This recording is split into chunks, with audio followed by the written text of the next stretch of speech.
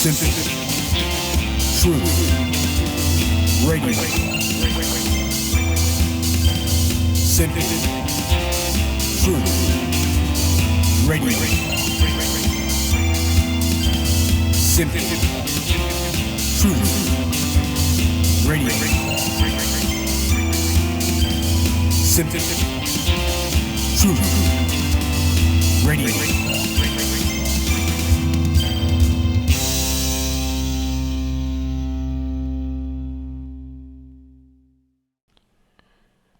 G'day and welcome.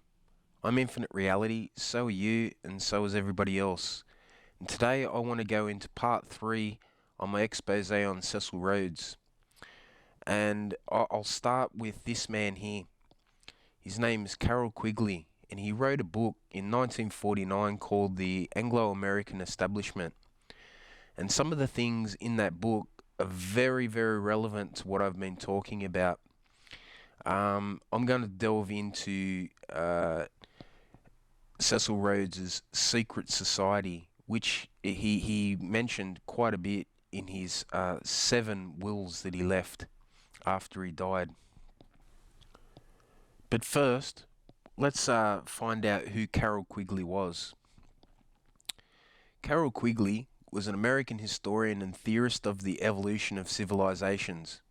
He's noted for his works as a professor at Georgetown University for his academic publications and for his research on the Round Table. Now, the Round Table is very significant because that is the secret society that Cecil Rhodes actually created. Let's go a bit into his life and career. He was born in Boston. Quigley attended Harvard University, where he studied history and earned his BA, MA and PhD degrees. He taught at Princeton University and then at Harvard, and then from 1941 to 1976 at the School of Foreign Service at Georgetown University. From 1941 to 1972, he taught a 2-semester course at Georgetown on the development of civilizations. According to his obituary in the Washington Star, many alumni of Georgetown's School on Foreign Service asserted that this was the most influential course in their undergraduate careers. Yeah, I wonder why. If he was, telling them about the way the world really worked, I guarantee it was a bloody course that you needed to take. In addition to his academic work, Quigley served as a consultant to the U.S. Department of Defense, the United States Navy, the Smithsonian Institution, and the House Select Committee on Astronautics and Space Exploration in the 50s. He also took a book reviewer for the Washington Star and a contributor and editorial board member of Current History. Quigley characterized himself as a conservative defending the liberal tradition of the West. He became an early and fierce critic of the Vietnam War and opposed the activities for the military-industrial complex, who he worked for. Quigley retired from Georgetown in 1976 and died the following year. Okay, why I bring up Carroll Quigley is because I found an article here with some excerpts from the book, The Anglo-American Establishment.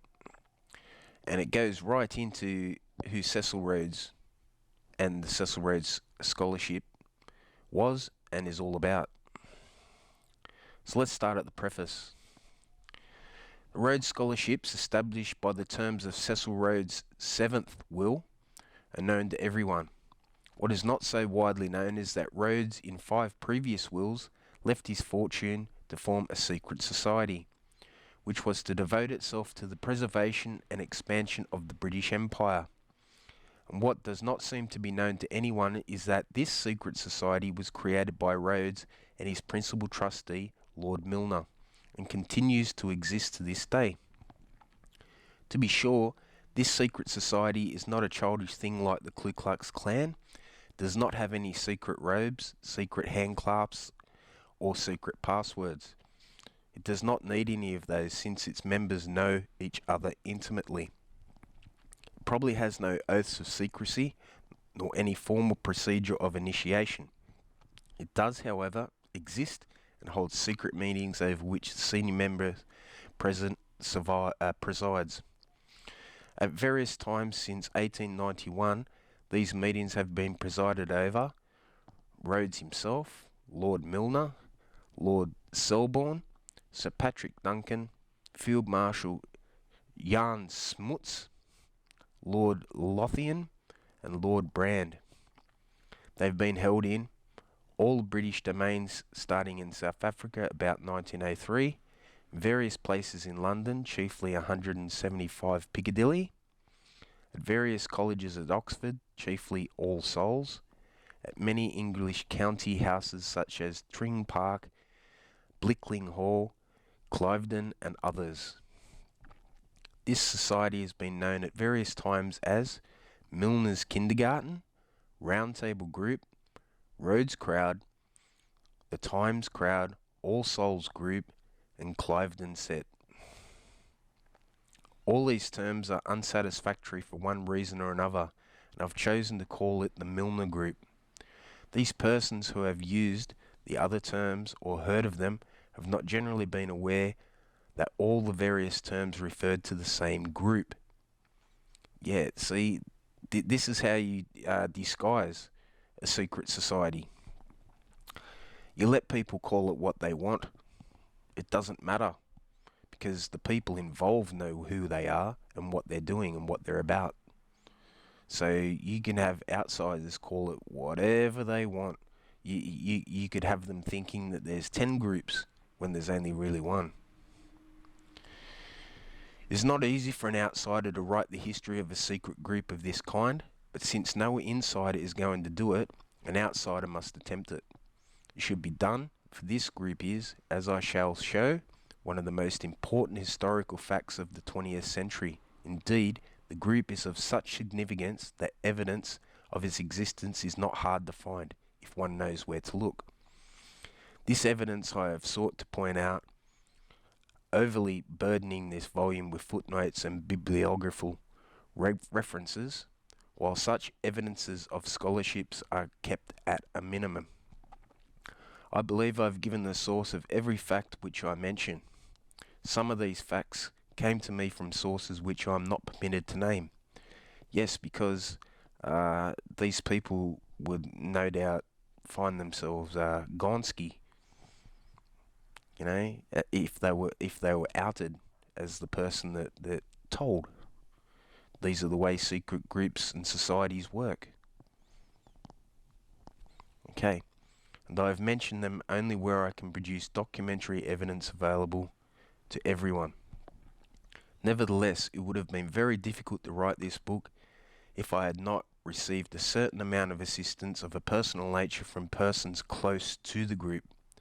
For obvious reasons, I cannot reveal the names of such persons, so I have not made reference to any information derived from them unless it was information readily available from other sources. Naturally, it is not possible for an outsider to write about a secret group without falling into errors. Like, at least he admits it. And this is a big problem with secret societies. You have people that are so-called experts on them that aren't close enough to the group to tell you exactly what they're doing. So Carroll Quigley was smart enough to actually tell you that there could be errors in what he's saying. There are undoubtedly errors in what follows. I've tried to keep these at a minimum by keeping the interpretation at a minimum and allowing the facts to speak for themselves. This will serve as an excuse for somewhat excessive use of quotations.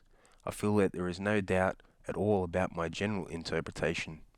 Also feel that there are few misstatements of fact except in one most difficult matter. This difficulty arises from the problem of knowing just who is and who is not a member of the group. There's the other big problem with secret societies. Sometimes you can only guess who's in it. You don't know for sure. Some people will be definitely part of the group and you'll know, but there's so many outside in the peripherals that you just don't know. Look, to me, I think like this. If you're in a serious position of power and have been to Oxford University as an Oxford scholar, there's a damn good chance that you are part of this group. And I'm thinking 2 former Prime Ministers in the past 10 years. One current Prime Minister right now in Australia, Malcolm Turnbull. Since memberships may not be a formal matter but based on frequent social association, and since the frequency of such association varies from time to time and from person to person, it is not always easy to say who is in the group and who is not. I've tried to solve this difficulty by dividing the group into 2 concentric circles, an inner core of intimate associates who unquestionably knew that they were members of a group devoted to a common purpose, and an outer circle of a larger number of whom the inner circle acted by personal persuasion, patronage, distribution, and social pressure. It is probable that most members of the outer circle were not conscious that they were being used by a secret society. And he brings up an excellent point there. This is the way that these things work. You know, you have a core group of people that know everything about what's going on, but the rest of the people in it do not. They are directed by the group to do certain things. It's how it works. It doesn't matter which group it is. More likely they knew it, but English fashion felt it discreet to ask no questions. Yeah, that was part of growing up in England back then. You know, now, who knows? Maybe the inner circle has grown wider because people do ask questions. I couldn't say. All right. The ability of Englishmen on this class and background to leave the obvious unstated, except perhaps in obituaries, is puzzling and sometimes irritating to an outsider. In general, I have undoubtedly made mistakes in my list of members, but the mistakes, such as they are, to be found rather in my attribution of any particular person to the outer circle instead of the inner core, rather than my connecting him to the group at all. In general, I have attributed no one to the inner core for whom I do not have evidence convincing to me. And he attended the secret meeting of the group. As a result, several persons whom I place in the outer circle, such as Lord Halifax, should probably be placed in the inner core. I should say a few words about my personal attitude towards this subject, and here's the revealing part about Mr. Carroll Quigley. I approached this subject as a historian. This attitude I've kept. I've tried to describe or to analyse, not to praise or condemn. I hope that this book itself attitude is maintained. I, of course, have an attitude, and it would be only fair to state it here. In general, I agree with the goals and aims of the Milner Group. Right. So, Carroll Quigley just exposed himself and his beliefs, and I put it up earlier who he used to work for. So this isn't just a thing in England or its colonies. This is worldwide. Carroll Quigley was an American, right? So don't think that this isn't in America as well. This belief pervades everywhere. Okay. I feel that the British way of life, the British Commonwealth of nations, are among the great achievements of all history.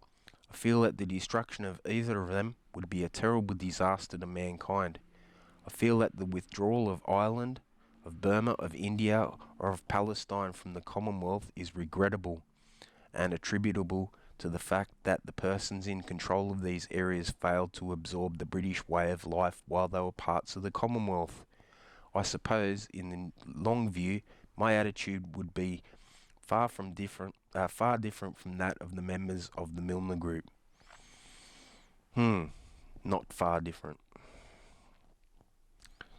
Yeah, so, Carroll Quigley was a and imperialist as well. But agreeing with the group on goals, I cannot agree with them on methods. To be sure, I realise that some of their methods were based on nothing but good intentions and high ideals. Wow, geez, that's being generous. I don't think they were based on anything but bloody greed. Higher ideals than mine, perhaps. Really. But their lack of perspective in critical moments, their failure to use intelligence and common sense, the tendency to fall back on standardized social reactions and verbal cliches in a crisis, the tendency to place power and influence in the hands chosen by friendship rather than merit, their oblivion to the consequences of their action, their ignorance of the point of view of persons in other countries or of persons in other classes in their own country. See, these things, it seems to me, have brought many of the things which they and I hold dear close to disaster. Well, this was written in 1949, I believe. And 4 years after the war, I could certainly see how it almost came to disaster. In the next part, I'll actually go into what Carol Quigley here is actually talking about. In this group, the persons like Escher, Gray, Milner, Hankey and Zimmern, who must command the admiration and affection of all who know them. On the other hand, in this group were persons who lived lives have been a disaster to our way of life. Unfortunately, in the long run, both in the group and in the world, the influence on the latter kind has been stronger than the influence of the former. Right. This has been my personal attitude. Little of it, I hope, has penetrated to the pages which follow. I've been told that the story I relate here would be better left untold, since it would provide ammunition for the enemies of what I admire. I do not share this view. The last thing I should wish is that anything I write could be used by the Anglophobes and isolationists of the Chicago Tribune. Well, I tell you, if the Chicago Tribune back then was against this stuff, well done to them. But I feel that the truth has a right to be told, and once told can be an injury to no man of good will. Only by a knowledge of the errors of the past is it possible to correct the tactics of the future. Now, once the guy's exposed himself and his beliefs, is it sort of forthright to think that he is going to hold some things back? I don't know, but we're going to find out very soon. Okay, the secret society. One wintry afternoon in February 1891, 3 men were engaged in earnest conversation in London. From that conversation were to flow consequences of the greatest importance to the British Empire and to the world as a whole. For these men were organising a secret society that was, for more than 50 years, to be one of the most important forces in the formulation and execution of British and imperial and foreign policy. Absolutely. I'll go into this in part 4, but World War One in particular, there's a lot that came out of that from British imperial and foreign policy. The 3 men who were thus engaged were already well known in England. The leader was Cecil Rhodes, fabulously wealthy empire builder and the most important person in South Africa at the time. The second was William T. Stead, the most famous and probably also the most sensational journalist of the day.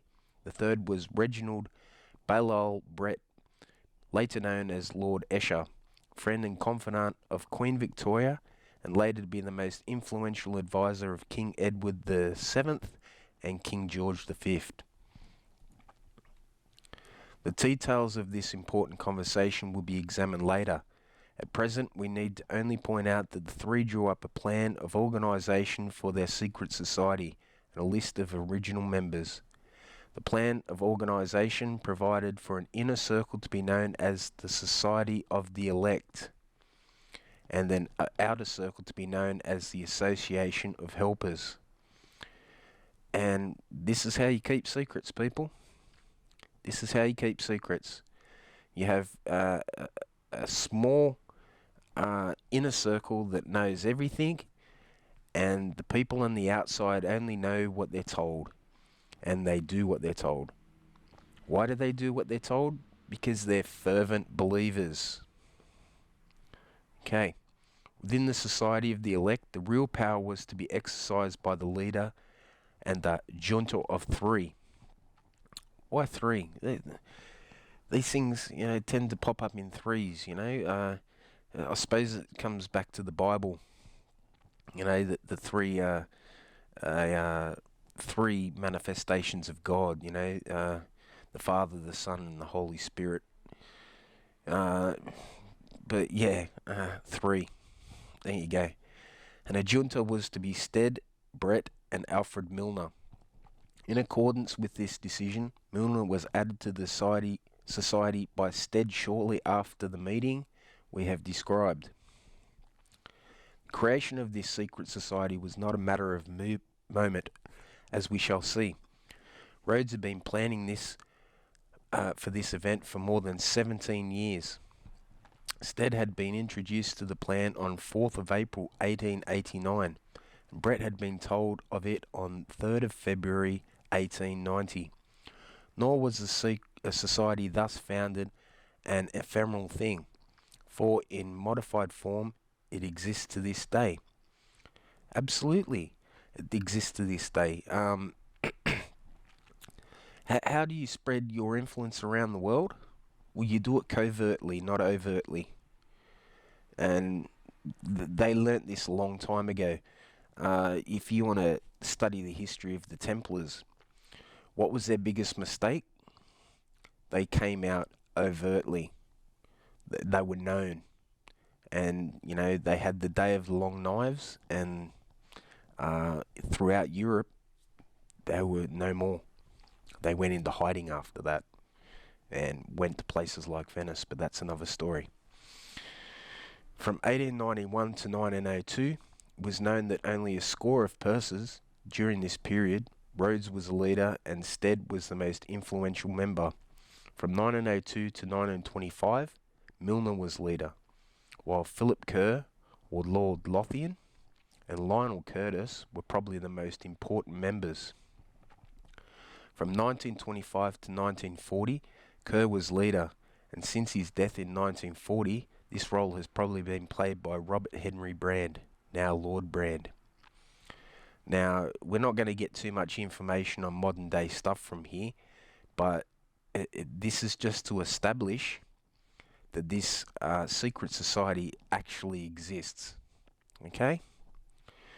During this period of almost 60 years, this society has been called by various names.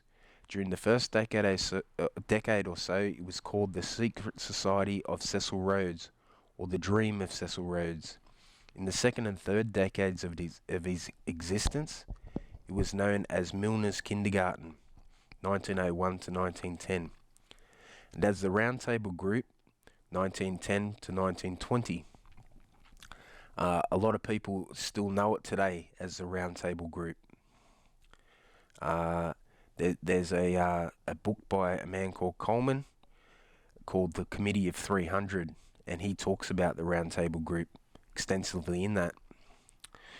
Since 1920, it has been called by various names depending on which phrase of its activities was being examined. It has been called the Times Crowd, the Rhodes Crowd, the Chatham House Crowd, the All Souls Group, and the Cliveden Set.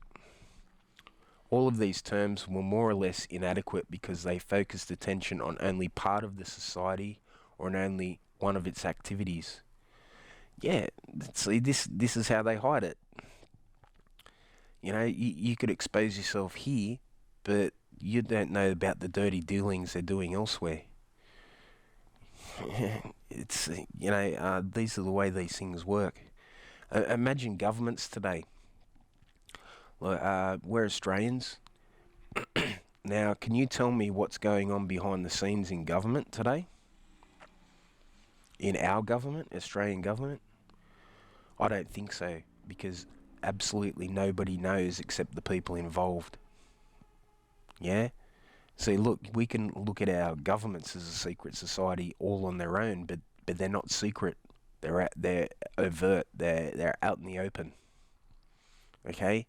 But what isn't known is what they do, the deals they make, the things they do behind our back, the agreements they make without our consent. These are the things, and these are the problems with modern government today. But let's get back to this. For example, we're two different names for association of helpers, and were thus only part of the society, since the real centre of the organisation, the society of the elect, continued to exist and recruited new members from the outer circle as seemed necessary. Since 1920, this group has been increasingly dominated by the associates of Viscount Astor. In the 30s, the misnamed Cliveden set was close to the centre of the society, but it would be entirely unfair to believe that connotations of superficiality and conspiracy popularly associated with the expression of Cliveden set are a just description of the Milner Group as a whole. In fact, Viscount Astor was, relatively speaking, a late addition to the society, and the society should rather be pictured as utilising the Astor money to further their own ideals rather than being used for any purpose by the master of Cliveden. And this is another reason why they bring fabulously wealthy people into it. You know, they could be called dupes, basically. Use them up, sell them off. You know, but, you know, you're talking about the Astors here. That's not going to happen anytime soon. You know, that's a river of money. Even the expression Rhodes Secret Society, which would be perfectly accurate in reference to the period 1891 to 1899, would hardly be accurate for the period after 1899. The organisation was so modified and so expanded by Milner after the eclipse, in 1899, and especially after the death of Rhodes in 1902, that it took on quite a different organisation and character. Although it continued to pursue the same goals, to avoid the difficulty, we shall generally call the organisation the Rhodes Secret Society before 1901 and the Milner Group after this date. It must be understood that both terms refer to the same organisation. Let me just have a bit of a caveat here. My eyes are pretty poor, and I find this hard to read, even at this large. I am getting glasses soon. I have been saving up for them, but yeah, I find it very hard to part with $600 odd to go buy a pair of glasses. You know, even though I need them. So I'm sorry for any mistakes that I'm making through this, but you know, please bear with me. So where were we?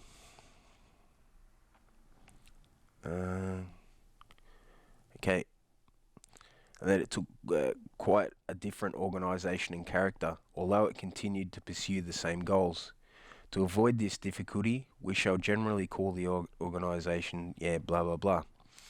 I read that. This organisation has been able to conceal its existence quite successfully. Many of its most influential members satisfied to possess the reality rather than the appearance of power, are unknown even to close students of British history. This is more surprising when we learn that one of the chief methods by which this group works has been through propaganda. Well, every secret society uses propaganda, whether you know about the actual group or not. Their influence is felt through propaganda. Today, why do we see this leftist lunacy?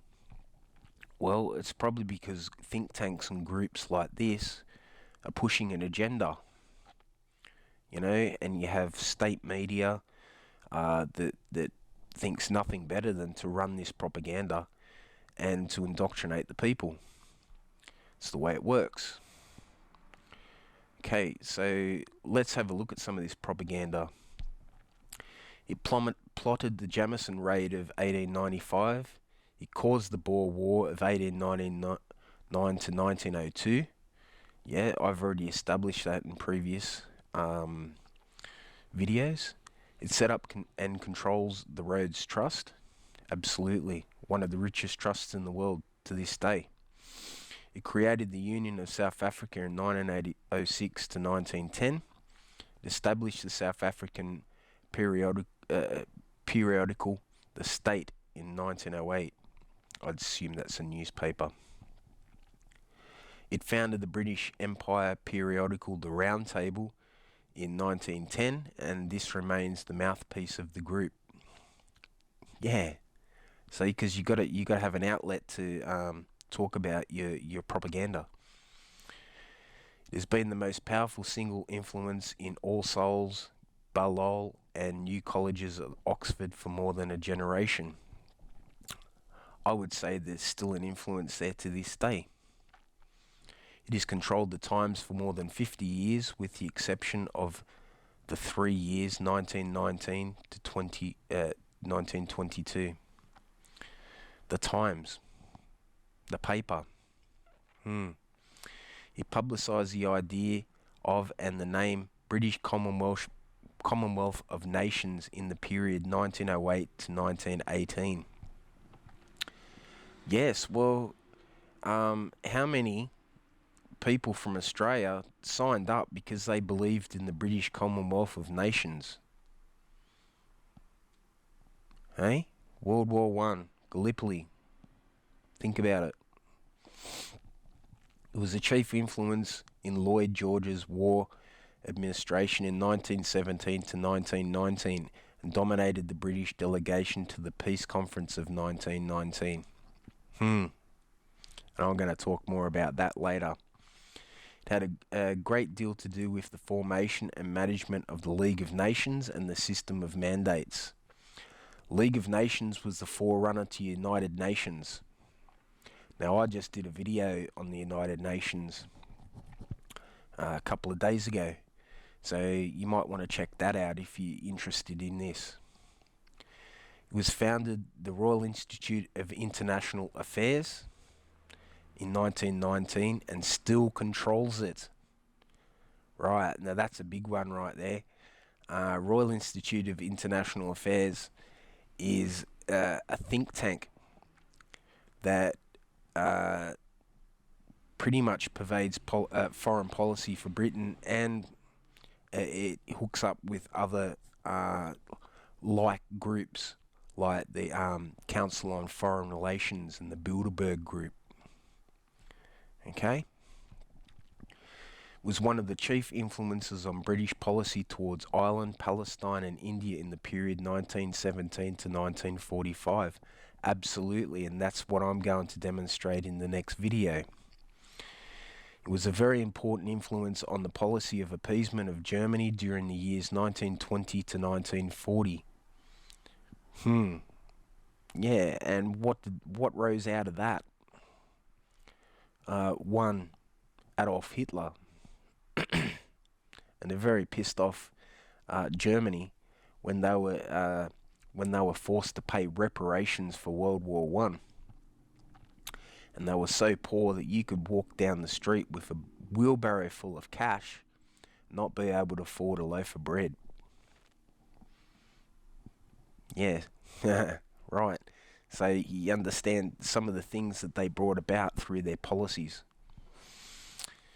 It was controlled and still controls to a very considerable extent the sources and the writing of the history of British imperial and foreign policy since the Boer War.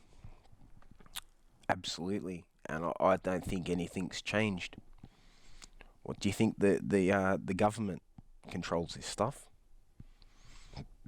No, not at all. Their mouthpieces, their faces. If you can see them, they're not high enough up the chain. Okay, that's actually a really good rule of thumb for this stuff. If you can see them, they're in the public eye, they're not high enough up the chain to make the real decisions that affect us. Okay? Would be expected that a group which could number among its achievements such accomplishments as these would be a familiar subject for discussion among students of history and public affairs. In this case, the expectation is not realised, partly because of a deliberate policy of secrecy which this group has adopted, and they're not the only one. You know, I mentioned the Bilderberg group not long ago. Well, why were they called the Bilderberg group? Because that was the first time that was known that they were meeting, and the hotel that they met at was the Bilderberg Hotel. So people started calling it the Bilderberg group. Okay? This group's no different. They don't give a shit what you call them, but they know who they are and what they do.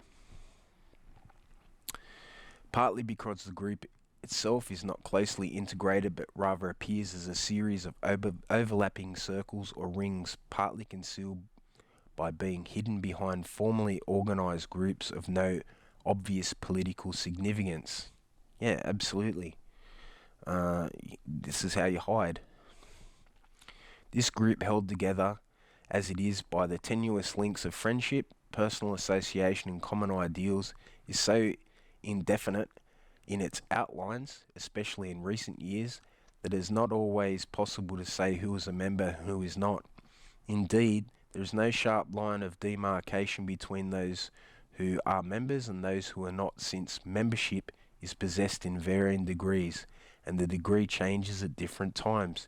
Yeah, look at our Prime Minister. Now, do you think his role in the association would be bumped up because he became Prime Minister? Absolutely. You know, he probably would have been a peripheral figure until that point, or until the point someone decided to push him into the leadership role, and that happened in Australia for the past 5, 6, 7 years that I can remember. This man has been pushed as a leader, you know, even though people didn't want him, and still don't. But it happened anyway, didn't it? Okay, so Alfred Zimmern, for example, who always close to the group, was in its inner circle not only for a brief period in 1910 to 1922, thereafter slowly drifting away into the outer orbits of the group. Lord Halifax, on the other hand, while close to it from 1903, did not really become a member until after 1920. Viscount Astor, also close to the group from its first beginnings, much closer than Halifax, moved rapidly to the centre of the group after 1916, especially after 1922, and in later years become increasingly a decisive voice in the group. Although the membership of the Milner Group has slowly shifted with the passing years, the group still reflects the characteristics of its chief leader, and through him the ideological orientation of Balliol in the 1870s. Although the group did not actually come into existence until 1891, its history covers a much longer period, since its origins go back to about 1873. Yeah, when Cecil Rhodes first conceived of it. The history can be divided into 4 periods, of which the first, from 1873 to 1891, could be called the preparatory period, and centres around the figures of W.T. Stead and Alfred Milner. The second period, from 1891 to 1901, could be called the Rhodes period, although Stead was the chief figure amongst it, or for most of it. The third period, from 1901 to 1922, could be called the New College period and centres around Alfred Milner. The fourth period, from about 1922 to the present, which is 1949, could be called the All Souls period and centres around Lord Lothian, Lord Brand and Lionel Curtis. During these four periods, the group grew steadily in power and influence until about 1939. Yeah, the start of the war. World War II. It was badly split on the policy of appeasement after 16th of March 1939, received a rude jolt from the general election of 1949. Until 1939, however, the expansion in power of the group was fairly consistent. This growth was based on the possession by its members of ability, social connections, and wealth. It is not possible to distinguish a relationship of these qualities, and not uncommon situation in England. Yeah, you've got the upper class, the high class, the lordship class, deciding to play God here. There's nothing different. You know, this has been happening for a long time. But, you know, we used to have a figurehead, you know, called a king or a queen back before then. But, you know, these people played peripheral roles as advisors to these people, these kings and queens. Now they're going for, you know, overt dictatorship, basically. They want to control everything. Milner was able to dominate this group because he became the focus, or rather the intersection point, of three influences. These we shall call the Tombi group, the Cecil Block, Rhodes Secret Society. The Tombi group was a group of political intellectuals formed at Ballatol about 1873 and dominated by Arnold Tombi and Milner himself. It was really the group of Milner's personal friends. Yeah, well, you know, if you're in this influence of power, why not bring friends in? Who can you trust more? You know, family? Well, you might have an idiot brother. Okay? So, no, you trust people of a like mind. The Cecil Block was a nexus of political and social power formed by Lord Salisbury and extending from the great sphere of politics into the fields of education and publicity. Absolutely. How do you influence minds? Through education and media. Yeah? These people understood it very well. They used it to their own influence. In the field of education, its influence is chiefly visible at Eton and Harrow and at All Souls College, Oxford. In the field of publicity, its influence was chiefly visible in the Quarterly Review and the Times. Yeah, like no television back then. You know, these things were highly influential. This is where you got your news. Okay? The Rhodes Secret Society was a group of imperial federalists formed in the period after 1889 and using the economic resources of South Africa to extend and perpetuate the British Empire, like I said in the very first video. Right? They used the wealth of South Africa, the mineral wealth of South Africa, to extend their influence. Here it's just stating it. Carroll Quigley stating it. It is doubtful if Milner could have formed his group without the assistance from all three of these sources. The Tombi group gave him the ideology and the personal loyalties which he needed. The Cecil Block gave him the political influence without which his ideas could easily have died in the seed. Yes, and there's the big thing that Cecil Rhodes played a a big hand in political influence, even though today they want to sort of distance themselves from that man. He had a huge role to play in all this stuff. And the Rhodes Secret Society gave him the economic resources which made it possible for him to create his own group independent of the Cecil Bloc. By 1902, when the leadership of the Cecil Bloc had fallen from the masterful grasp of Lord Salisbury into the rather indifferent hands of Arthur Balfour. Right, we're going to get into that man later on too.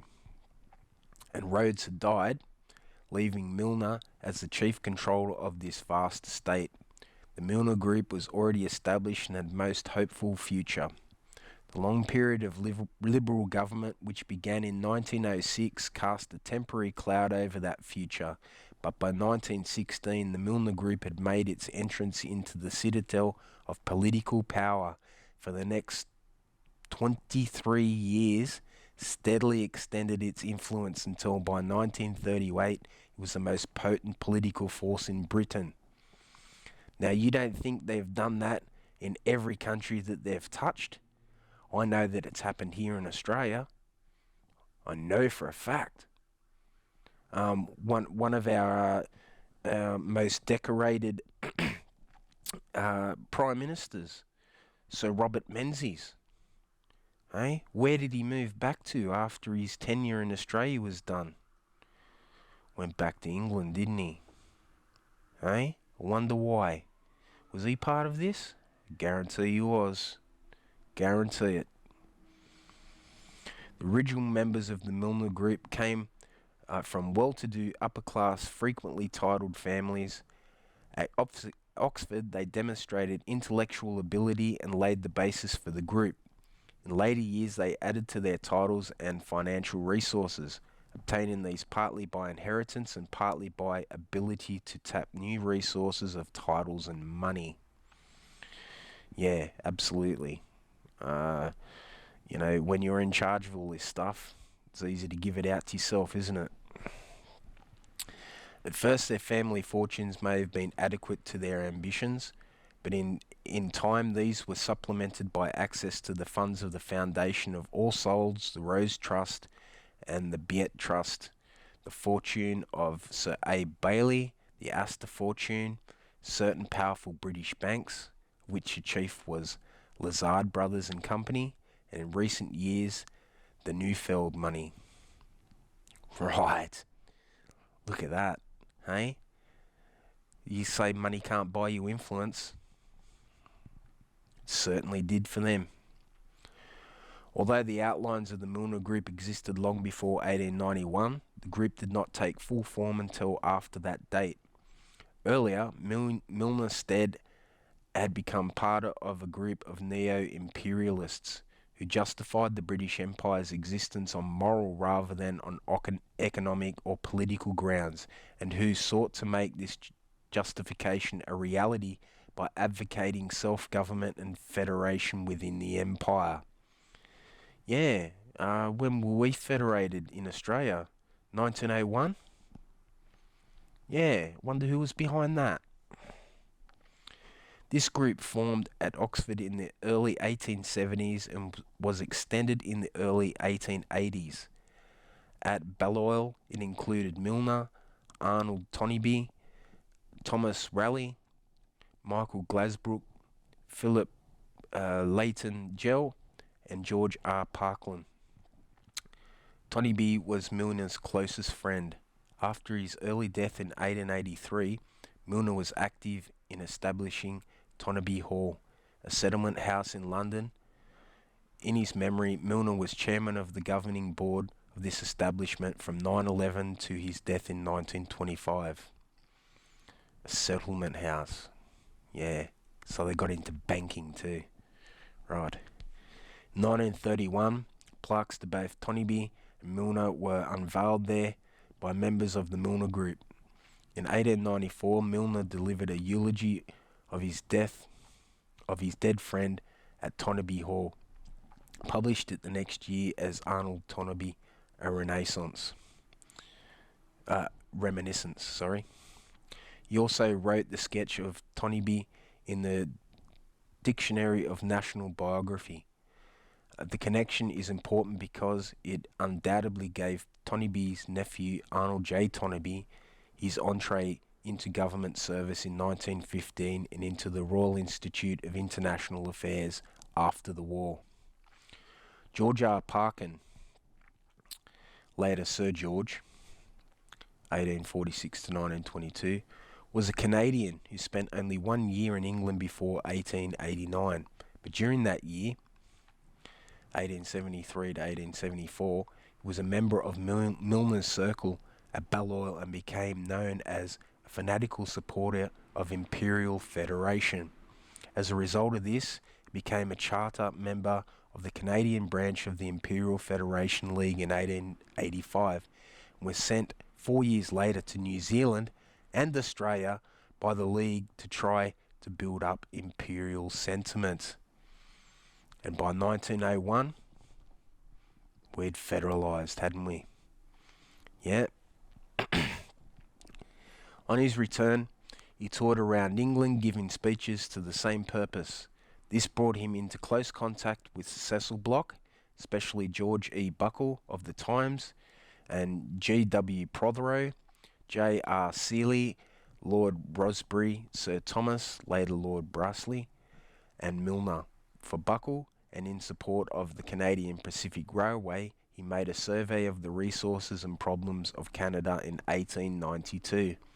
Yeah, because these people wanted to know how they can profit. Hey? How they could profit.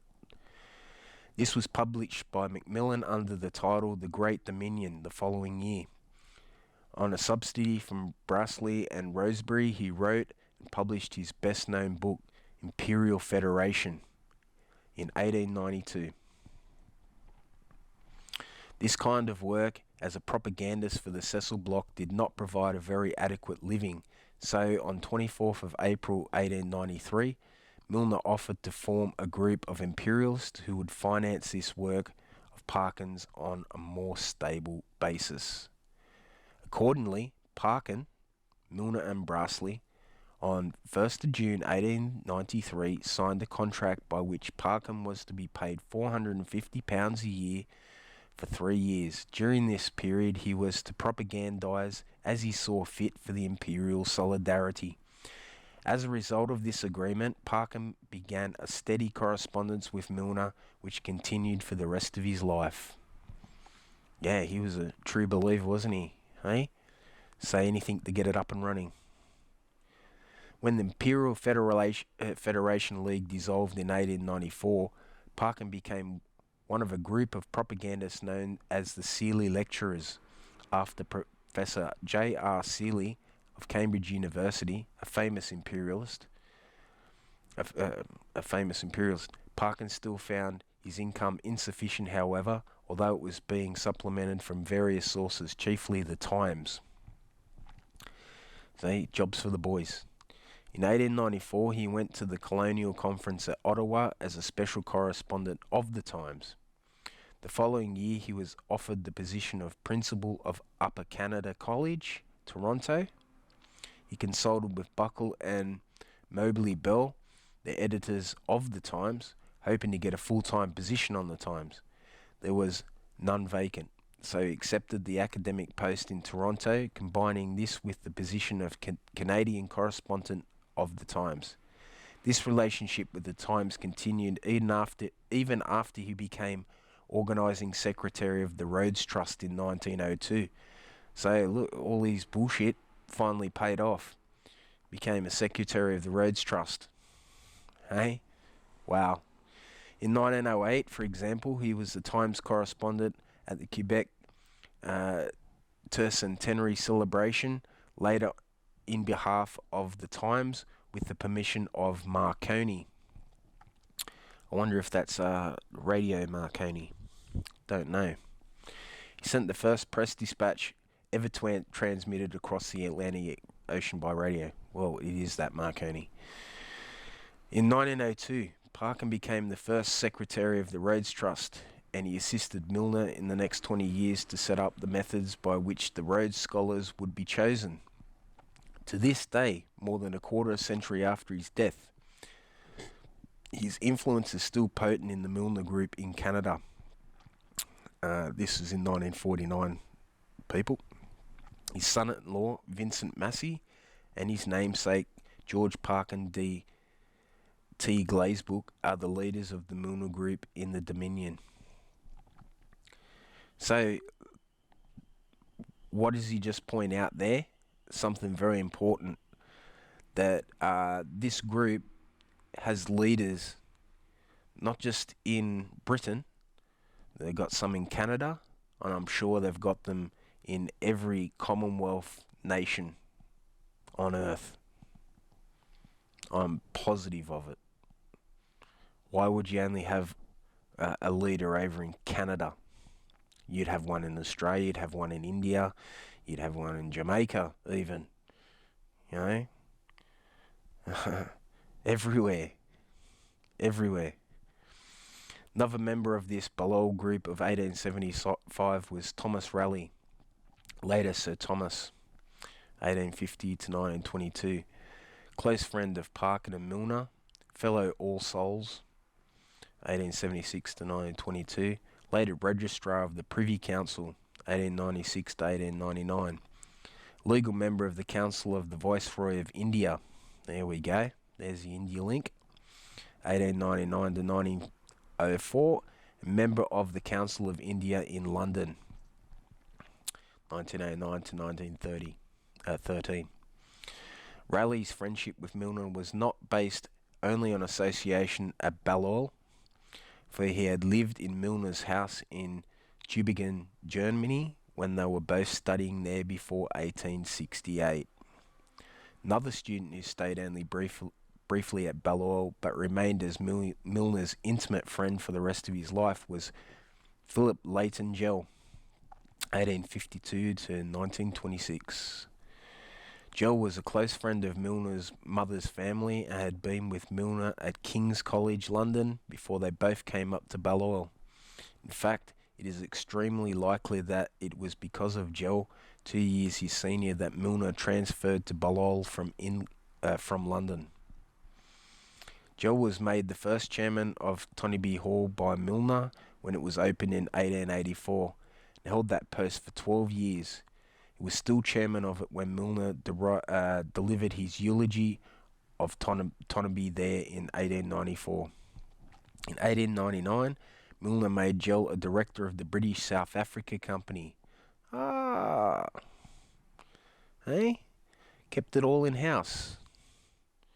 Position he held for 26 years, 3 of them as president. Wow. Hey? On the board of directors of the British South Africa Company, bringing in all those diamonds and gold. Hey? Just to fund your operation, to dominate the world. Wonderful. Another intimate friend with whom Milner spent most of his college vacations was Michael Glazebrook. 1853 to 1926. Glazebrook was the heir of Tombi in the religious field, as Milner was in the political field. He became headmaster of Clifton College, 1891 to 1905, and Canon of Ely, 1905 to 1926, and frequently got into conflict with his ecclesiastical superiors because of his liberal views. This occurred in its most acute form after the publication of The Faith of Modern Churchmen in 1918. His younger brother, Arthur James Glazebrook, was the founder and chief leader of the Canadian branch of the Milner Group until succeeded by Massey about 1935. So there's a link to the church, people. Hey? Let's cover all bases. Not just politics and media, religion as well. Funny. While Milner was at Balliol, Cecil Rhodes was at Oriel. George E. Buckle was at New College, and H. E. Egerton was at Corpus. It was not clear if Milner knew that these young men at the time, but all three played roles in the Milner Group later. Among his contemporaries at Balliol itself, we should list 9 names, 6 of whom were later Fellows of All Souls. H. Asquith, St. John Broddery, Charles Firth, W.P. Kerr, Charles Lucas, Robert Mowbray, Roland E. Prothero, A.L. Smith, and Charles A. Whitmore. 6 of these later received titles from a grateful government, and all of them enter into a history of the Milner Group. In Milner's own circle at Balliol, the dominant position was held by Tombi. In spite of his early death in 1883, Tombi's ideas and outlook continued to influence the Milner Group to the present day.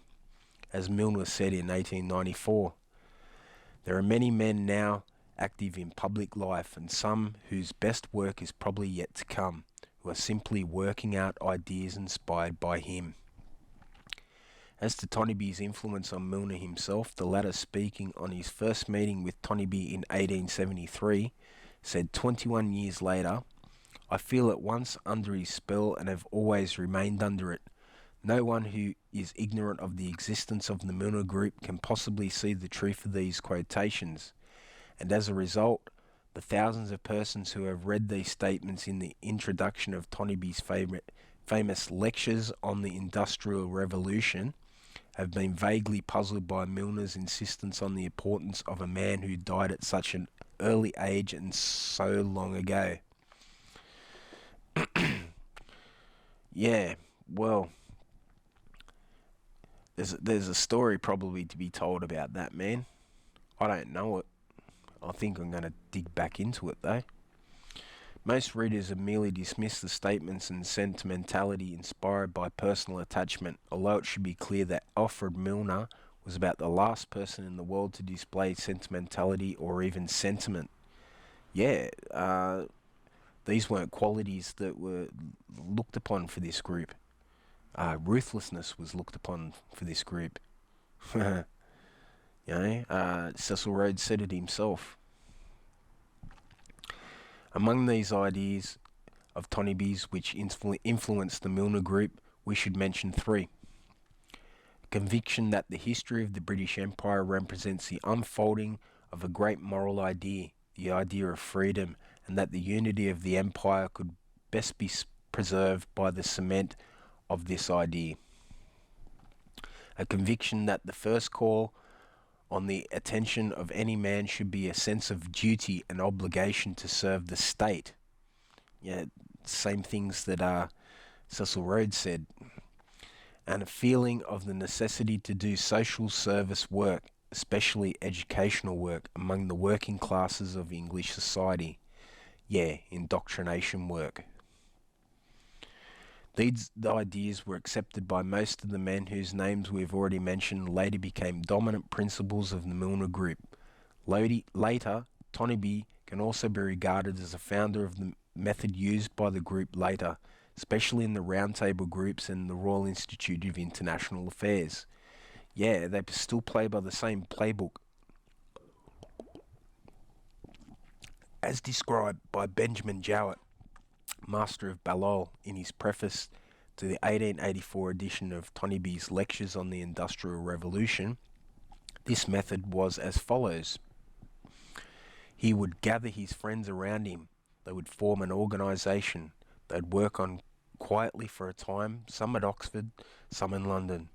They would prepare themselves in different parts of the subject until they were ready to strike in public. In a prefatory note in this same edition, Tombi's widow wrote, "The whole has been revised by the friend who shared my husband's entire intellectual life, Mr. Alfred Milner, without whose help the volume would have been far more imperfect than it is, but whose friendship was too close and tender to allow now for a word of thanks." Right.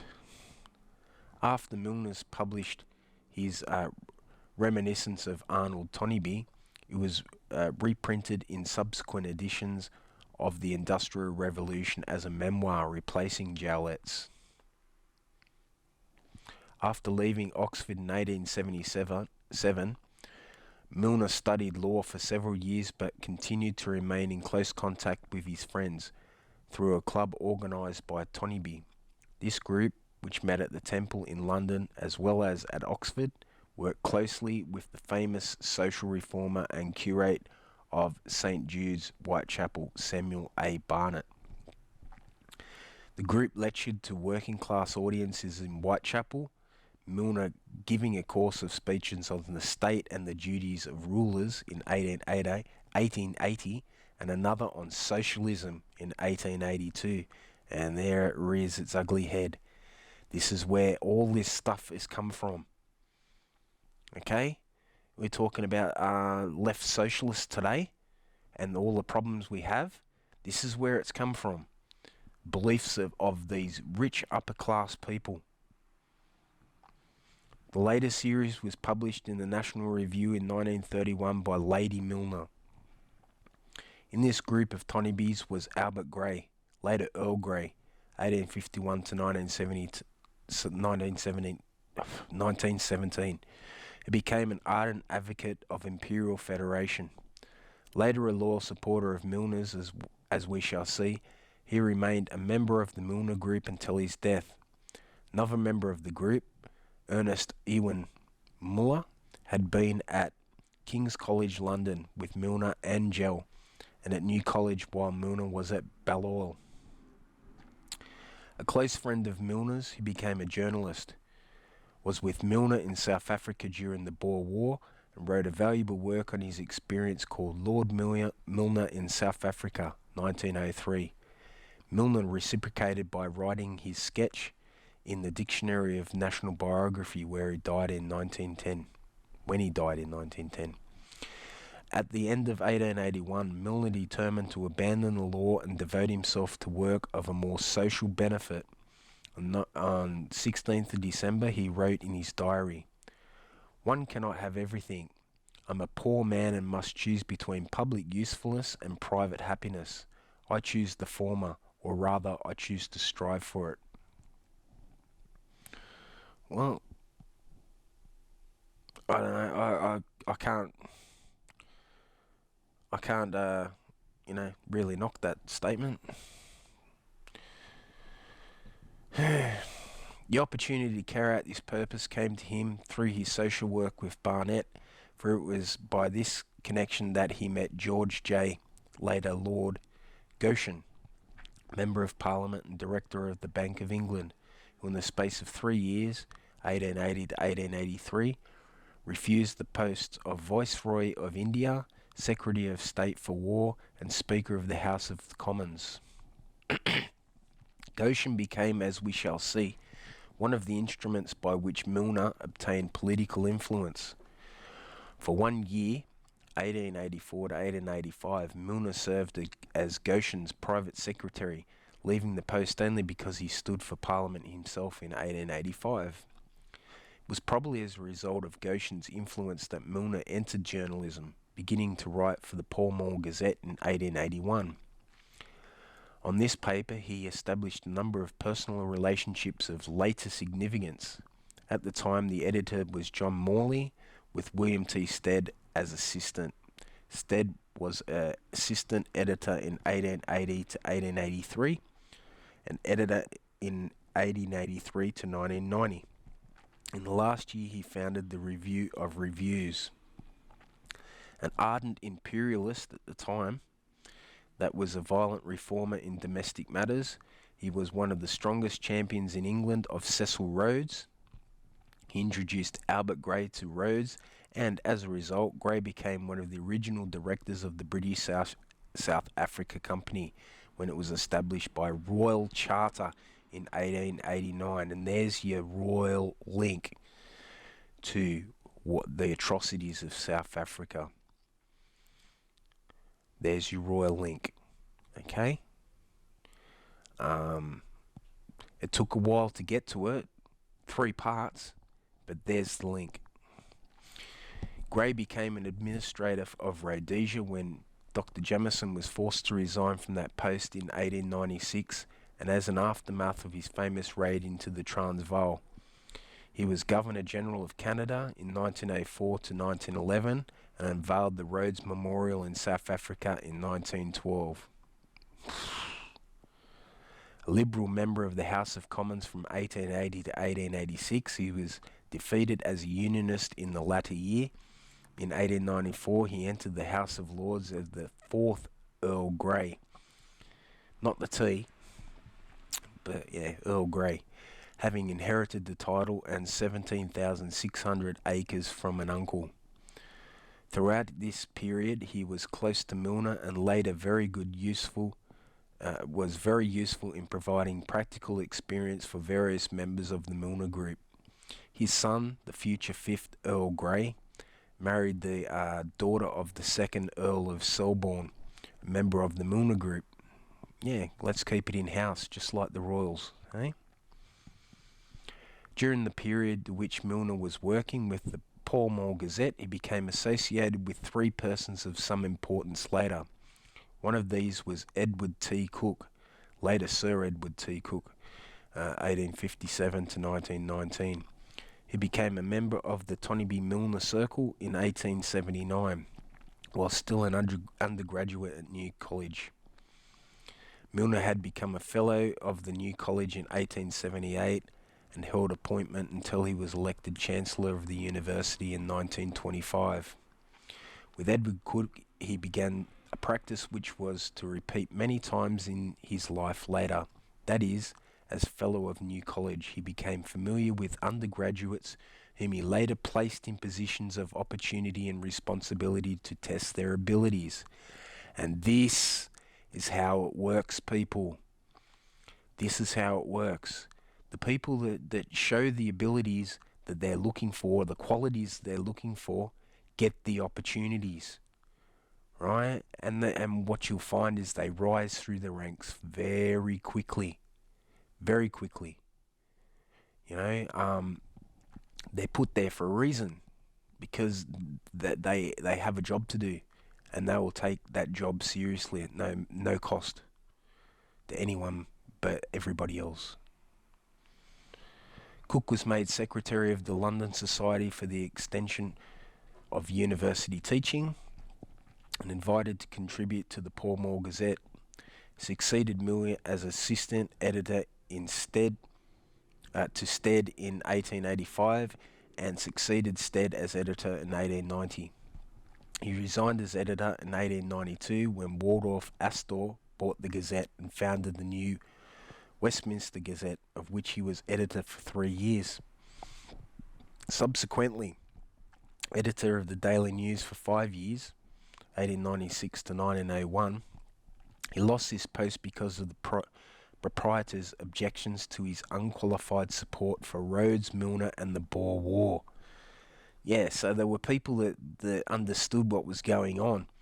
There was a group going around purporting this stuff as, the way it should be. And there were people that stood up, just like there always is. Just like there always is. They never have a smooth sailing run, you know. During the rest of his life, he was leader writer for the Daily Chronicle, edited Ruskin's works in 38 volumes, and wrote the standard biography of Ruskin and a life of John Delane, the great editor of the Times. Also associated with Milner in this period was Edmund Garrett, who was Stead's and Cook's assistant on the Pall Mall Gazette for several years, and went with Cook to the Westminster Gazette. In 1889, he was sent by Stead to South Africa for his health and became a great friend of Cecil Rhodes. There you go. You know, these people keep it all in house. Wrote a series of articles for the Gazette, which were published in book form in 1891, as In Africa Land and Afrikaner Land and the Land of Up Here.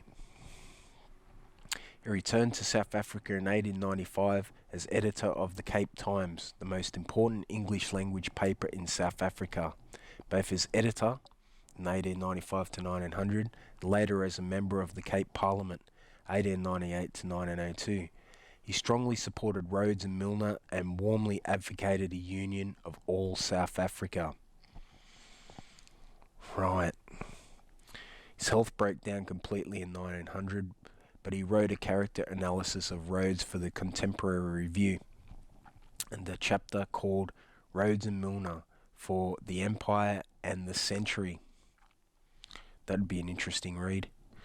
Edward Cook wrote a full biography of Garnett in 1909, while Milner wrote Garnett's sketch in the Dictionary of National Biography, pointing out as his chief title to remembrance his advocacy of a united South Africa, absolutely autonomous in its own affairs but remaining part of the British Empire. Look, as I said, this happened all around the world, not just in South Africa. We did that 8 years earlier in this country.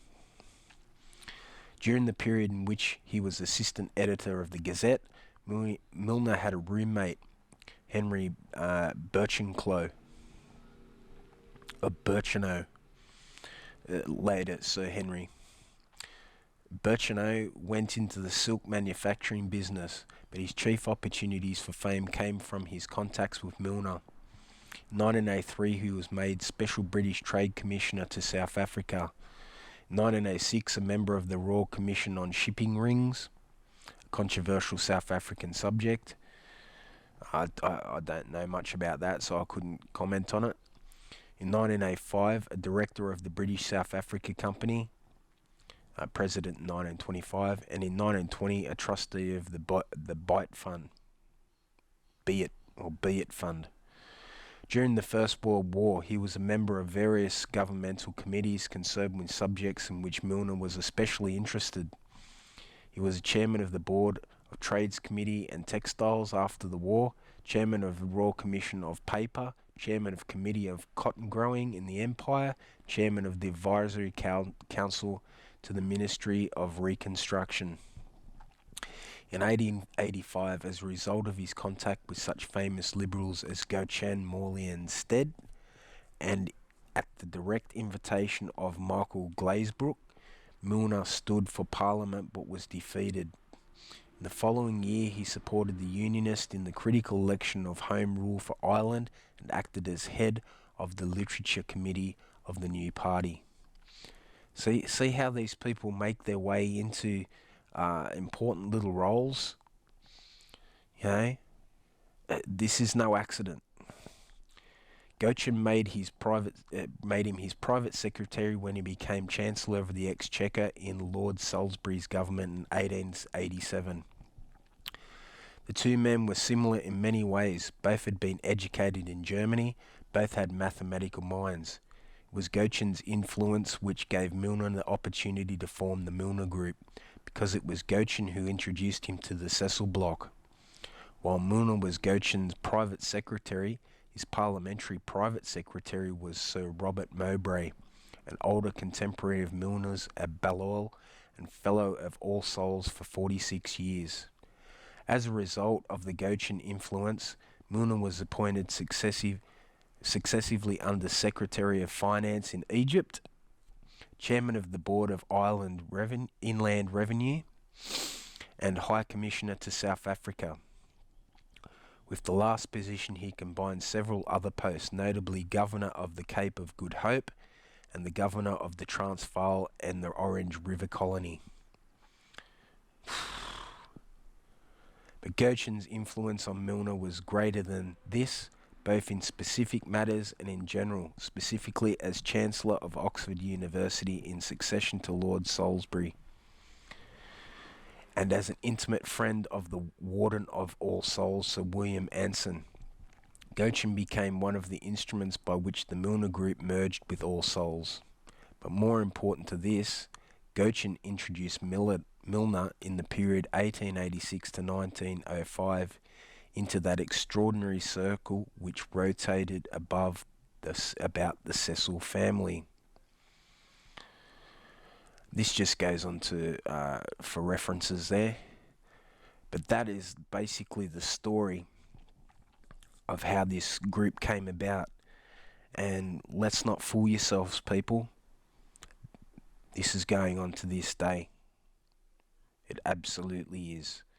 And you can't think otherwise, because this sort of proves it, that there's too many coincidences with what happens in behind the scenes and what becomes national policy through these people's beliefs, that you just can't dismiss it. You cannot dismiss it. Alright, one book I'd get you to read is the Committee on 300.